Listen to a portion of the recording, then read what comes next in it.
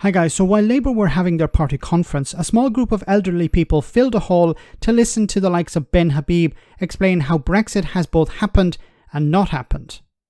Now there have been allegations that people were paid up to £150 to turn up to the event, but while things like this are not new, it's a bit of a side issue.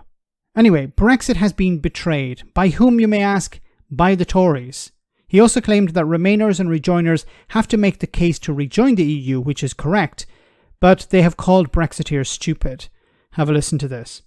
I think we've made one massive mistake as Brexiteers, and the mistake is this. We've allowed Remainers and Rejoiners to force us to justify Brexit. We don't have to justify Brexit. Brexit is what it means to be the United Kingdom of Great Britain and Northern Ireland.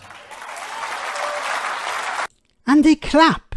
Okay, so Brexit does not mean leaving the European Union. Brexit does not mean leaving the single market. Brexit does not mean being a bit like Switzerland or Norway. No, Brexit is the United Kingdom of Great Britain and Northern Ireland. That's what Brexit means.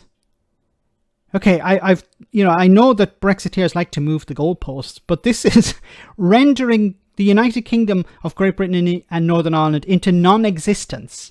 He's basically claiming here that from 1973 or 1975 until, 2016 or 2020, the United Kingdom of Great Britain and Northern Ireland didn't exist. Which begs the question, how the heck did it leave the European Union if it didn't exist? Now, I know what he's trying to get at here. He's trying to suggest that it wasn't a real country in the sense it wasn't independent. The Brexiteers will claim that Remainers and those on the left are running Britain down, like insulting Britain. Well, what greater insult is it than claiming that the United Kingdom of Great Britain and Northern Ireland didn't exist until 2016 or 2020? This is insane.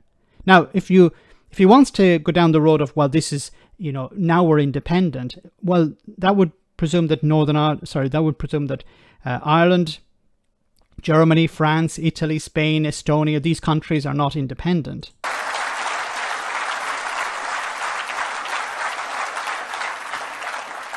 What Remainers and Rejoiners have to prove is that we should go back into that arrangement.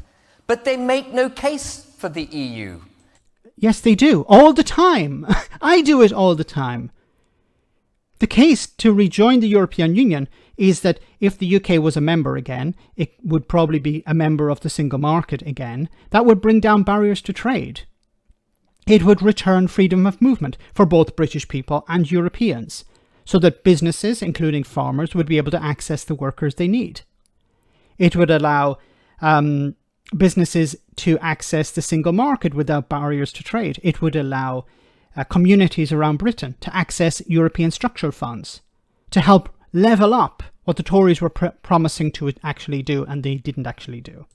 They just threaten us and bully us and tell us that weren't we stupid for voting for an independent country? No, it's stupid to deny reality. Now, I've never said that the people who voted for Brexit were stupid. I've said on a number of occasions that people who continue to defend the indefensible are stupid. People who claim that, well, Brexit is not actually having a negative impact on the economy, these people are stupid. People who are denying reality are stupid. People who say, well, if we just wait long enough, things will get better. That's stupid. Because they were the same people who said that as soon as the UK left, things would be rosy, things would all improve. Now, when you push them, they say, well, it's because of the pandemic or the war in Ukraine. But if Brexit is a benefit to Britain, then we should be able to point it out. You should be able to say, look, here is the Brexit benefit. Yes, of course, it's been impacted by the war in Ukraine or the pandemic, but you should actually be able to point to something. But they can't point to anything. I will agree with one thing that they say, and that is that the country has been badly managed, but that's got absolutely nothing to do with Brexit. Yes, well, nobody's saying that the bad management of the country is down to Brexit. The bad management of the country is down to the Tories, who have been in power for 13 years. Now, a lot of the Tories who are in power at the moment are Brexiteers, and their mentality is that of the Brexiteers. We don't want to have a good relationship with Europe. In order to undo some of the damage of Brexit, it would make sense for politicians to build bridges with Europe. You won't be able to eliminate the damage of Brexit until the UK rejoins. But in order to have a better relationship, this would benefit the UK economy. So the people who are in charge are Brexiteers. The people who are in charge don't really care about fixing the problems that they have created. What that's got to do with is a parliamentary party, the Conservative Parliamentary Party, who had an 80-seat majority, and instead of jettisoning the socialist malign entity that is the EU, it sidled up to it. The EU is a socialist entity? Well, you need to have a chat with Mick Lynch, for example. he was on the same side as you were. He believed that the EU was not a socialist entity or whatever. So somebody's got it wrong. Who is it? You or is it Mick Lynch? It didn't ditch the socialism of the EU. It didn't inculcate aspiration. It inculcated dependency. It didn't deregulate and cut taxes for growth. You don't grow the economy by cutting taxes. This is just helping rich people. And what do rich people do when they have lots of money? They hoard it, or they buy assets, which drive up the price of assets. And in the case of what's happened recently, a lot of those assets are property. Property that Ben Habib has a finger in. Okay, he's dabbling in that as well. He's one of these people who are anti-lockdown. He's one of these people who want to get people back into the office. That's a side issue.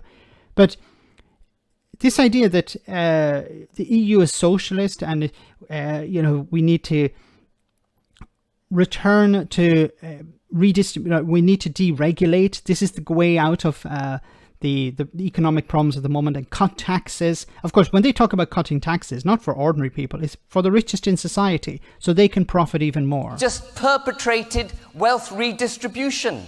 My God, isn't that terrible? Wealth redistribution. Can you imagine?